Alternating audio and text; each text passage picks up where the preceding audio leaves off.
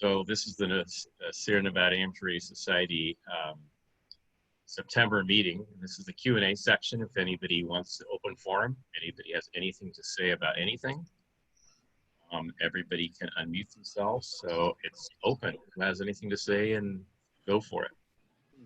Kilo 7 Whiskey Bravo Yankee.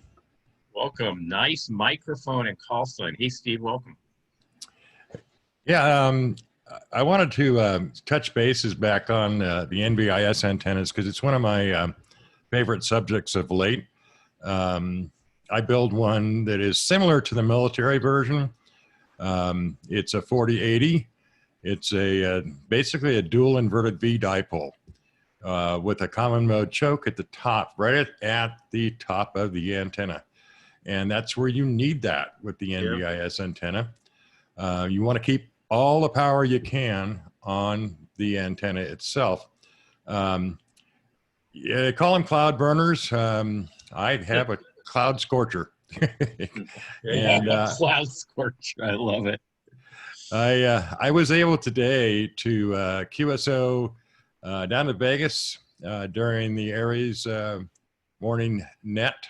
I also talked to Sheila over in Carson Valley and another gentleman over in Elko, 5 9s all the way around. Now you say, okay, that's great, but what about a receive antenna?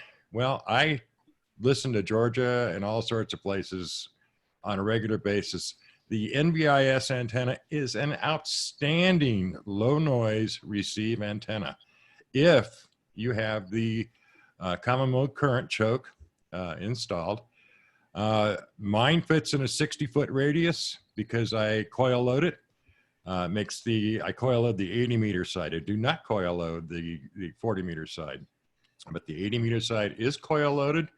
And the result to that is that it is very narrow banded, 70 hertz. So you've got a narrow bandwidth, but once tuned, well, I tune mine obviously for the Aries frequency because that's what I'm here to support. But during last year's set, we tried to communicate HF to the DEM down in Minden, I believe it is, and nobody could do it. And that's what prompted me to build this system, and I can now do it on a regular basis. Where are you in the Reno area? So? No, I'm in Fernley, and I'm right behind Eagle Ridge. So you got a bit of a haul from Fernley down to Carson, so to get through that. Yeah, the NVIS antenna allows me to do is go straight up and drop straight back down. I was 5 9s. Actually, I was 15 over to Sheila this morning on the RAW net, which is dropping exactly where I want to be for local area support, but I can also reach out to 300 miles out. So it's really and tell us a couple of things, Steve. How high is it off the ground, and is it inverted V or a dipole? Okay, it is actually it's kind of confusing. It looks like a cross. Each side being one single wire. One side is 34 feet coil loaded in the center.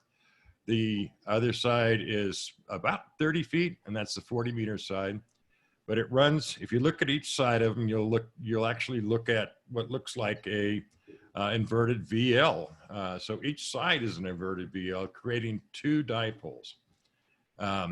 It's a little bit different, but it's very, very effective. It's 15 feet off the ground, dead center, which is about max as you want to go. I use a painter's pole that I get at Lowe's. It's been through 60-mile-an-hour windstorms. During the last meeting, somebody got me hooked on 3D printing. So now I have a 3D printer and I make all the components for it. And it's all sealed, nice single unit, all the parts I make at home. So with the exception of some hardware and wire, obviously. Being 15 feet off the ground, you've got, although my S meter will show me with about 50 watts of output, I suspect it's more like about 25 with 50% going into the ground. Now, through development of the system, I have my phasing finally straightened out. It was way out of whack to begin with. I've got it down to 179.67 degrees. So that is about as close to, that's about as good as I'm going to get it. I don't think I'm going to get any better than that, but that's where all my power is. I think it's about 25% of the actual rated power of the radio. But considering that, at 25 watts, if that's what I'm getting out, and talking to Las Vegas and Elko, no problem, that's not too bad. Two questions, Steve. What do you use on the painter pole? What holds it in place with the base? How do you have it so it stays vertical? Let me turn my volume up just a minute. I think you understand what I think I understand what you said. Yeah, what am I using? And I was talking a little. The question is for the painter pole, which is a great thing. What's the base? What holds it vertical? Well, okay, it will actually stand up on its own because the wires are acting as trusses. But the best thing to use, well, what I use in my backyard is somewhere along the line, I acquired about a 25-pound concrete umbrella stand. And it's got a piece of 1.5 inches in it that fits an umbrella pole. And the painter's pole drops directly into that. And that's one way to do it. The other way is that, I mean, they sell those things. They weigh about 25, 30 pounds, just enough to stabilize it. You can get those at Lowe's, Home Depot, etc. Big R doesn't sell them anymore, but they do have them at the other places. The other thing you can use is DX Engineering sells a tripod, and you could use that quite effectively. But it really only needs to keep it there while you're setting up, because once it's set up, there's so much downforce from the top that it will stay where you want it. You stake it out. I like to have mine off the ground a little bit, so I've got mine set at about 6 feet on the ends up off the ground. But you can stake it directly down to the ground if you wanted to also. And the other question is, somebody put on the chat that DX Engineering makes one that is a pretty penny. What do you figure it costs you, not including the painter pole, what do you figure it costs you to for the parts to build the wire antenna? Okay, so it takes one roll of PLA Plus for the 3D printer, so that's $25. I use marine grade tinned wire for my 18 gauge marine grade tinned wire for my F240-43 toroid that I wrap. And those run about, I think they were $15 a piece. I just ordered 6 of them. I could look it up, but it's somewhere around that range. Yeah. The wire is rather expensive. It'll throw you in a sticker shot. You get 100 feet for $50. But that's just because it's known as marine grade, and it's not worth that. But and then I make my own insulators, and that's included in that single roll. The insulators, the coils for the coil tube forms. I make those on the 3D printer. They're actually a piece of tube that's threaded, so you can't be wrong.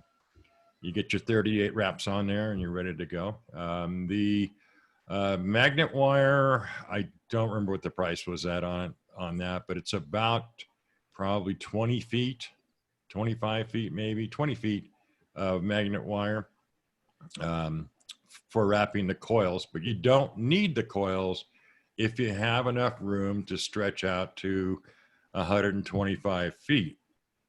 So you can run 68 feet on each side, just like you would with the normal dipole, and then trim. But so I guess entire cost is about $100, roughly. I don't think I would say it's any more than that, but that's a good base price. I think the painter's pole was $37. The top fixture that I've designed also, it takes a painter pole on the inside of the tube, or it will slip down into a piece of 1.5 EMT, or EMT either steel or plastic. So that's, there's a lot of different options. You don't have to pay for the expensive pole. You can get a couple of pieces of EMT and put it up with that. That's great. John, N3WJM mentioned he says, an example is get an orange bucket from Home Depot, put a piece of PVC right in the diameter and fill it with some concrete or saccharine or something. Okay, super. Thank you, Steve. Really good. Your audio is super good. Are you using an external mic on your computer? Yeah, I've got my Heil on it and I run it through a mixer. That's why it sounds so darn. Okay, super good. We got about 12, 13 minutes to go for the top of the hour. Who else has something they want to share? Thank you, Steve. You're welcome. See, hey, Diana, you going out this year? You going out in the sticks? No, I'm on the Carson Indian Colony, and the reservation has asked all of its elders to stay sheltered in place. So it will be on the Indian Colony, probably in the Clinic radio station. Huh. So I'll miss going out this year in the wilderness. What county are you in, Diana? I'm in Carson. Well, it's actually Carson City. So I think that's, let me see, my notes right here. I got to go through them, but it was on your list as far as the code for that. I wrote it down. It's like 1AC or something. But I will be in Carson City. Okay. Really good. Thank you. I just want to bring up a quick picture. We'll go back in 1 sec, Wes. This is a picture that John posted on the screen share. This is pretty cool, John. Do you want to open up your mic and just tell us how you did this? It looks pretty cool what you have here. And John Misser? Yes, thanks, Barry. Can you hear me okay? Perfect. Go ahead. Yeah, so I just bought an orange bucket at Home Depot. I think they're called Elmer buckets or something like that, with a lid. Filled, got the right diameter PVC to fit the pole into. In other words, you got to buy the right diameter so the pole slides in easily. Get the sleeve, Right. And then I cut the PVC to fit inside my truck bed because I have a cover on it, so has to be under 21 inches. And then I set the PVC in there and mixed up the saccharine and filled it about half full. It works great. It's been in pretty strong winds without any problems at all. It is a little heavy, so mix the saccharine up to your level of being able to lift the thing into a truck or your back trunk or whatever. But it works great. It's what's your guess on the weight? Oh, probably 30 pounds. And then since this is all sealed in one box or whatever, then do you put it on the side when you drive, or is it vertical? No, I just stand it up, and the lid, because you only filled the bucket a third or a half full of saccharine, you can put your feed line and all that kind of stuff in the bucket and put the lid back on it. And then when you're transporting it, I'm not clear, can you pull the painter pole out? Yes, I'm sorry. Yes, pull the painter pole out, lay it down flat. That's fantastic. Whatever, vehicle you have, and then just set the bucket. Yep. So this is, I wouldn't call it the poor man's, but maybe it's a more build your own way instead of buying the that base that's it's for an umbrella. Really, really brilliant. Yeah, and if you can't lift a heavy weight, you can just mix enough saccharine to give you some base, and then put up a guy wire. Guy wire, or if I don't lift a lot because of my back, but right, I could see, like, if I had some rocks that I could move in groups of people, things I could put it in and out. Yeah, so you make it work for you. Yeah, that's you could also take an empty bucket and fill it with rocks when you get there. Yeah, or sand or dirt. Yeah, that's brilliant. And I could also see how this could also be used not only for the middle, but it could be used for the ends too. So yes, brilliant. What do you think you got invested in this? In the bucket? Yeah. Under $10. I can't remember what the bucket was. It was like $5 with the lid, and a bag of saccharine probably $2.55, something like that. And a piece of PVC plus the painter pole. The painter pole is the most. Yeah, plus whatever length painter pole you want. Yeah. One other thing from a safety perspective, having orange really makes a lot of sense. If you're out and about. Yeah. Especially if you have clumsiness in your jeans like I do. Okay, thanks for letting me You put got it. that up there. Thank Yeah. you, Wes. Did you have anything else, or Diana, or anybody else? We got another few minutes. No, I got nothing. Bob, W7VD, got a question for Steve Go on for it. your on the balun or the choke. What was it again? That's a common mode current choke. Okay. Are those available commercially pre-made, or do you have to make your own? You can buy them. Some people call them a one-to-one balun. Right. If what you'll see in there in a one-to-one balun, if you opened it up, you'd find a piece of feed line with the shielding removed and 4 snap-on type ferrites, and then the shielding connected from top to bottom. But in my opinion, that's not a proper common mode choke. And then you don't need a balun on a balanced antenna. So the common mode choke is the better way to go. Okay. It is an F240-43, 43 being the type of material, 240 is the diameter. It's 12 turns, doubled up. You take 2 pieces of the wire, you 12 turns on each side, and then you connect it in parallel, and then connect that to your negative and positive, and you're good to go. It's pretty simple to make them. And there's a gentleman on the internet that I got the design from. I didn't create this myself.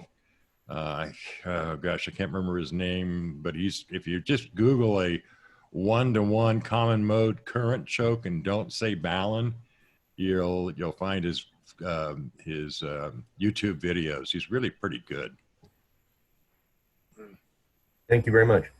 Thanks. Good question, Bob. Steve, would you feel comfortable putting your call sign and your email address in the chat? If you could, maybe people can get hold of you, have a question. I certainly can. I can do that right now. I'll send something out to everyone. Good. I actually have a generalized question, and I want Wes to help me with this, but let me just back up for 1 second. So pre-pandemic, we would have the first Wednesday of the month at 6 p.m. for about an hour or longer. We used to have a ham radio night at the regional EOC. Right. That was only available, I should say only available, if you physically went there, which means you got to be in the local area. And, we do different things. Sometimes we do some training, sometimes you bring a radio and we help you. We have not done any since then because of the pandemic. I wanted to just see, it's more of an informal, not even a poll, informal getting some feedback, because we're kind of doing this right now in a way. If we started this on Zoom, and in my opinion, maybe we do it halfway through the month, so it's not next to the meeting. So if we can find it, or whatever night, and we did it for an hour, hour and a half, kind of like we're doing right now. What's your level of interest to be able to come on, share, ask questions, Elmer people, something like that? Let's just hear from a few people and see what you think, and that'll give us some feedback. Well, that'd be interesting. I think, it'd be a good idea. It's better than doing nothing. You know what I mean? We can't go to the ROC, so if we get something on Zoom, it'd be great. At least you can talk about it. If you got some illustrations or something you can throw out there, that's good too. And but you can talk about common problems people are having, and you can probably help diagnose what the problem is, what to look at, etc. like that. But then again, I says, you got to be able to want to do that. You know what I mean? To come in to check it out. I know. Was it Bill Howell? He used to come up there, and I had P7L, KL7RI. He used to come up there, and it was either a learning experience or a help experience. And I think you can still do it on Zoom. You know what I mean? Yeah, we can do it on Zoom. We can record it also. The other advantage is, like, we can't physically push the button on your radio, but you could help you with the radio. We could, software-wise, it's easy to do. Thanks. Any other thoughts from anybody else around maybe something like that? Hey, Steve. I've definitely been missing that. Am I working? Yeah, there it is. You are. talked to Wes about that last week, and yeah, I definitely think that's a good idea. I'd like to be able to learn or help other people again Yeah. do that. That's good. I'm not sure. I think I've heard that there's ways you can even break off from a Yeah, we Zoom can do- meeting if it's on I can Zoom. do- to I can do help break- somebody. I can do breakouts. So if we had, Bill, if we had, let me explain it in a non-technical way for a minute. If you were at the regional EOC and you and Wes went in that corner, and then John and Bill and Sam and Diana went in that corner, you know, we can do that. I can separate them into different things, if that makes sense. I've been thinking about it for a while. I know Wes and I talked when we had coffee a month and a half ago or so. And we used to do it on the first Wednesday. I would think that if we spread it to maybe partway through the month, then it's separated by half a month from this one. Mhm. That'd be good, yeah. Yep. Okay. And again, it could also be partially Elmering, like you're saying, Bill, for breakouts. One of the things that SNARS, people write SNARS and SNARS.org, and it goes to the board and ask questions like, I need help with, could you come out and do, could you trim, whatever. So it could be maybe a way to get that going. And one thing's for sure, it won't just be like myself and Wes have the answers, it will be all of us helping each other. So Yeah. let's look at that. Any more thoughts around that from anybody? Just one comment, Barry. Yeah. We do have a tech debt on DMR every week. Yeah. That is supposed to be a place where people can ask questions like that. And we can't do, can't show illustrations of things, but it's a place to ask and answer questions, particularly if enough people get on it who have answers. Yeah. So shouldn't forget that. So yeah, we should include that in that. I know some people are gonna have to leave to go to the Aries meeting, so if you have to leave, thank you. That's a great idea. And towards that, well, first of all, not everybody's in DMR. Of course, they could be on Fusion too. Well, I do want to say one more thing. We have not done this, but we could, if we chose to, simulcast on a video feed, on an internet feed. Not audio, stay audio on the DMR or whatever. We could simulcast if we need to show things on a video thing. It's technically possible, but I think that's a really good point, David. But the problem is that you get more out of something when you can talk to somebody. It's one thing to hear what you're saying on a radio, but it's another thing when you can show them up front and personal.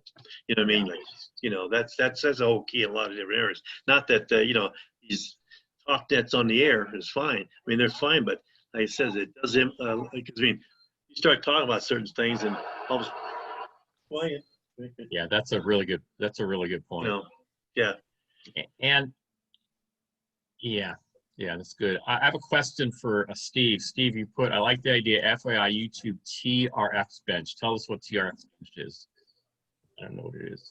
Yeah, I'm sorry. TRX Bench is the name of the YouTube channel that the gentleman, this guy is pretty amazing. He's got a heavy accent, but it's totally understandable. But the guy is amazing, some of the stuff he does.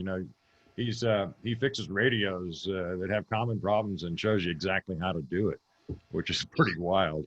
But he does a one-to-one balun, and he calls them balloons, but that's okay.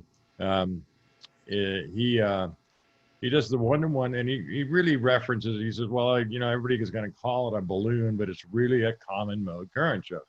And so he'll show you how to wrap the thing and what wire to use and everything else. It's pretty good. He has a great little website for technical information. I found many things there that just amazed me. The guy would even do it. Hey, Steve? No, go ahead, Diana. Oh, no. Oh, Can you hear me? Whoops. Yeah. yes.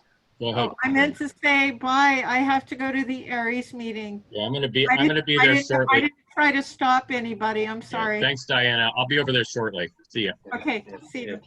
Good. Steve, Wouldn't they, a tight wound, I guess you'd call it an ugly, I guess, you know what an ugly balun is, right?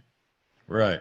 Yeah, wouldn't that work, get enough reps in there, with just the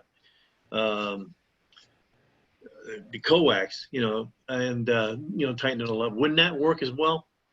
Yeah, you just, you can make anything work to a certain extent.